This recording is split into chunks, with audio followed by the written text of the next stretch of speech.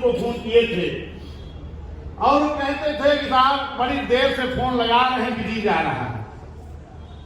मेरे सम्मानित साथियों, 2-3 दिन तक लगातार मेरा फोन नहीं बंद हुआ। जब स्विच ऑफ हो जाता था तो 10-12 मिनट के लिए बंद होता था, क्योंकि जब मैं काम करने जाता था मिर्जापुर, इलाहाबाद, फैजाबाद, देवीपाटन, बस्ती, आपके मंडल में तो मैं खाली सुरक्षित सीटों पे काम किया था। लेकिन उधर में जब काम करने जाता था तो अक्सर मैं सेक्टर बूथ तक मीटिंगें करा करता था। तो आज मैं देख रहा था कि साहब मैं सेक्टर अध्यक्ष कोराम विधानसभा से बोल रहा हूं, मैं विधानसभा सचिव बोल रहा हूं। मेरे सम्मानित साथियों, आज पूरे उत्तर प्रदेश में कार्यकर्ताओं का इतना हौसला बढ़ा है कि कोई मेरे बीच का आज उत्तर प्रदेश का अध्यक्ष बनकर के आने।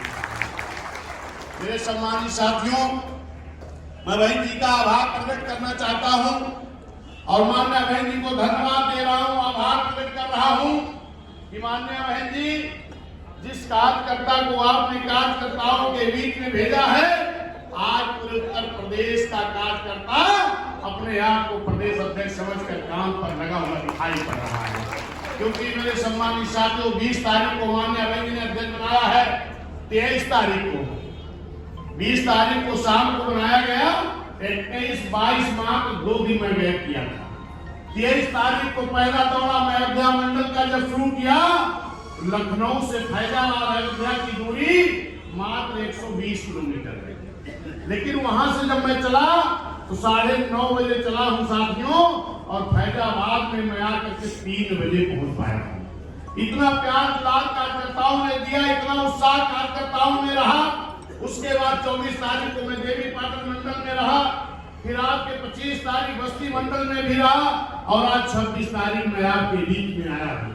आज भी मैं देख रहा हूं कि बस्ती से ही तमाम कार्यकर्ता हमारे प्यार मोहब्बत देने के लिए, आशीर्वाद देने के लिए पूरे रोड पर यहाँ से लेकर के बस्ती तक नजर आ रहे थे।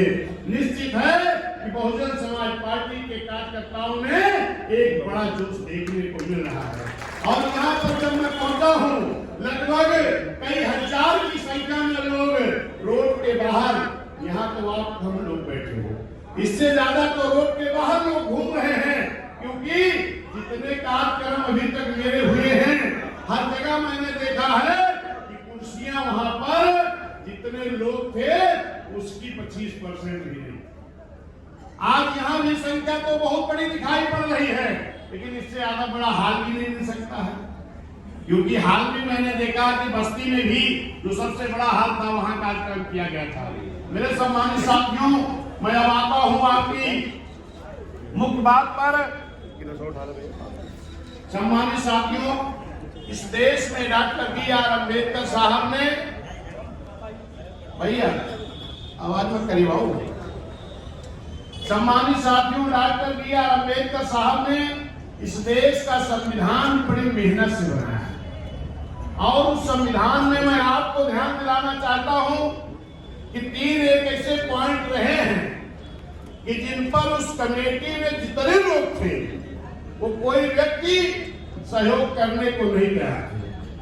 नंबर 1 की डॉक्टर B.R. अम्बेडकर साहब बहनों के लिए, महिलाओं के लिए जो सम्मान की व्यवस्था उस संविधान में किए हैं, वो चाहे ब्राह्मण समाज की बहन बेटियां हो, चाहे क्षत्रिय समाज की हो, चाहे वैश्य समाज की हो, चाहे शूद्र समाज की हो, अगर बाबा साहब संविधान में व्यवस्था नहीं दिए होते तो आज भी महिलाएं हमारी रोड पर राजनीति में, समाज में नहीं दिखाई पड़ती।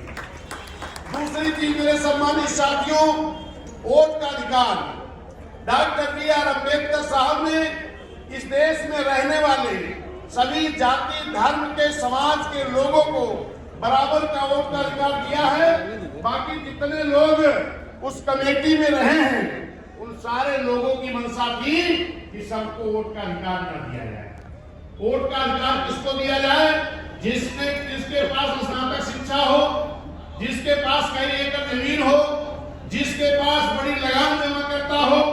मेरे सम्मानित साथियों, अगर उस आधार पर वोट का अधिकार दिया गया होता, यहाँ जितने लोग बैठे हैं इनमें किसी को वोट का अधिकार नहीं मिला होता।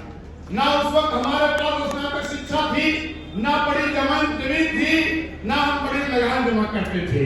लेकिन डॉक्टर बी आर अम्बेडकर साहब ने कहा कि नहीं, अब रानी की पेट से राजा नहीं पैदा होगा, वोट से राजा पैदा होगा। तो वोट का अधिकार सभी जाति धर्म समाज के लोगों को बराबर का देने का काम किया जाएगा। मेरे सम्मानित साथियों, तब जाकर के सभी लोगों को वोट का अधिकार मिला। और तीसरा पॉइंट है आरक्षण। वहां बैठे हो। सम्मानित साथियों, आरक्षण के लिए डॉक्टर बी आर अम्बेडकर साहब ने एक इस देश में जो गुलामी थी, एक तो अंग्रेजों की गुलामी थी और दूसरी इस देश में रहने वाले बड़े बड़े राज्य रजवाड़ों की गुलामी थी, जिसको कहा जाता दोहरी गुलामी। अंग्रेजों के जो हिटलर थे, उनसे बाबा साहब ने सिफारिश करके कि देश में दोहरी गुलामी है, उसके लिए यहाँ पर एक साइमन कमीशन मंगाने का काम किया था। साइमन कमीशन किस लिए आया था, क्या काम था कि जो इस देश में आर्थिक रूप से, सामाजिक रूप से, राजनीतिक रूप से, शैक्षिक रूप से कमजोर लोग थे, उनका सर्वे डॉक्टर बी आर अम्बेडकर साहब ने साइमन कमीशन के द्वारा करवाने का काम किया था। लेकिन उस वक्त मेरे साथियों, जो तमाम लोग कहते हैं, हमारे पिछड़े समाज में अक्सर लोग चर्चा करते हैं कि बाबा साहब ने तो वो आरक्षण उस वक्त शिवकाश को दिया था, तो ये गलत बात है। उस वक्त बाबा साहब ने किसी जाति के लिए साइमन कमीशन की सिफारिश नहीं कराई थी। बाबा साहब ने कहा था इस देश में जितने लोग आर्थिक, सामाजिक, शैक्षिक और राजनीतिक रूप से कमजोर हैं, ये पिछड़े हैं, और जितने लोग हर तरह से आगे हैं वो अगड़े हैं। तो जो अगड़े और पिछड़े, उन पिछड़े लोगों का जब सर्वे शुरू हुआ तो डॉक्टर बी आर अम्बेडकर साहब दिन भर कमेटी के साथ रहते थे और रात में पिछड़े लोगों के गांव में और मोहल्ले में जाते थे कि कल जब आपके गांव में साइमन कमीशन की कमेटी आएगी तो आप भी अपने आप को ये बता देना कि आर्थिक रूप से, शैक्षिक रूप से और सामाजिक रूप से हम भी कमजोर हैं, मेरा भी नाम इस सूची में दर्ज कर लो। वहीं पर जो लोग आपके पिछड़े लोगों को आरक्षण नहीं देना चाहते थे, वो लोग भी उसी गांव में तुरंत जाके पहुंच जाते थे, जो आपके आरक्षण के विरोधी थे, और जाकर के कहते थे कि बाबा साहब तो आपके गांव में नहीं आए थे। कहने बाबा साहब आए थे। कहीं क्या कह करके गए हैं? कहीं बाबा साहब कह करके गए हैं कि कल जब कमेटी आएगी तो उसमें जितने लोग आर्थिक, सामाजिक, शैक्षिक, राजनीतिक रूप से कमजोर हो, अपना नाम उस सूची में दर्ज करा देना। तो वो लोग क्या कहे कि अगर आप सूची में नाम दर्ज करा दोगे तो आप तो नीच हो जाओगे, शूद्र हो जाओगे, अछूत हो जाओगे।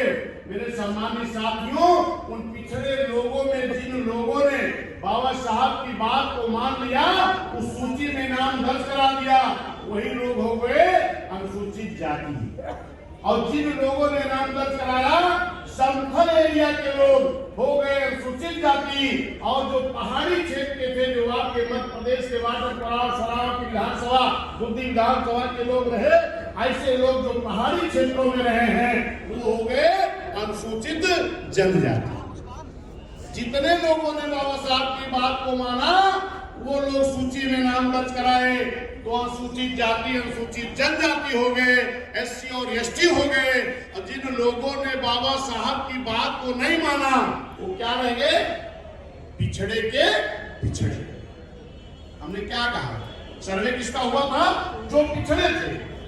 और जब पिछड़े जो बाबा साहब की बात को मान गए, वो सूची में नाम दर्ज करा दिए, तो वही हो गया अनुसूचित जाति, अनुसूचित जनजाति। और जिन लोगों ने बाबा साहब की बात को नहीं माना, वो रह गए पिछड़े के पिछड़े। उन्हीं को आज कहते हैं ओबीसी। दारा निषाद जी, विश्वनाथ पाल जी, ये मौर्य जी, ये प्रजापति जी, ये नाई जी, ये भाई जी, ये लोहार जी, कुमार जी, विश्वकर्मा जी, राजभर जी, सहफवाद जी, कुर्मी जी, यादव जी, ये पिछड़े क्यों रह गए? क्योंकि उस वक्त बाबा साहब की बात को नहीं माना। लेकिन धन्य डॉक्टर बी आर अम्बेडकर साहब, उन्होंने सोचा कि हमारा पिछड़ा समाज मेरे कहने के बाद भी पूरी तरह से मेरी बात को नहीं मान रहा है। चलिए, जो लोग मान गए वो तो सूची में चले गए, अनुसूचित जाति अनुसूचित जनजाति में चले गए, उनको तो आरक्षण मिल जाएगा। लेकिन ये जो भोला भाला समाज है, जिनको दुश्मनों ने समझा दिया, जो इनको आरक्षण नहीं देना चाहते हैं, ये तो उनकी बात मान गया है। इसके लिए बाबा साहब ने क्या व्यवस्था किया कि आर्टिकल 340 के तहत एक संविधान में जगह दे दिया कि फिर कभी जब इनकी जांच कराई जाएगी, फिर से इनके सर्वे होगा, गठन किया जाएगा आयोग के द्वारा, तब आरक्षण मिल जाएगा। मेरे सम्मानित साथियों, मैं आपको बताना चाहता हूँ, काका कालेकर आयोग के कमेटी के द्वारा 1952 में दोबारा फिर आपको आरक्षण देने की रिपोर्ट आ गई। लेकिन मेरे सम्मानित साथियों, पहली बार वोट कब पड़ा है? 1952 में। और देश की आजादी के बाद वोट पड़ने के बाद भी 52 में आपके पिछड़ों के लिए जो छूट गए थे, उनके आरक्षण के लिए काका कालेकर आयोग की रिपोर्ट आ गई। लेकिन दुर्भाग्य की बात रही कि बाबा साहब ने एक चीज संविधान बना के सौंपते वक्त कहा था कि इस देश का संविधान मैंने बहुत अच्छा बनाया है, लेकिन अगर इसको लागू करने वालों की नीयत साफ नहीं रही तो अच्छा संविधान भी अच्छा काम नहीं कर पाएगा।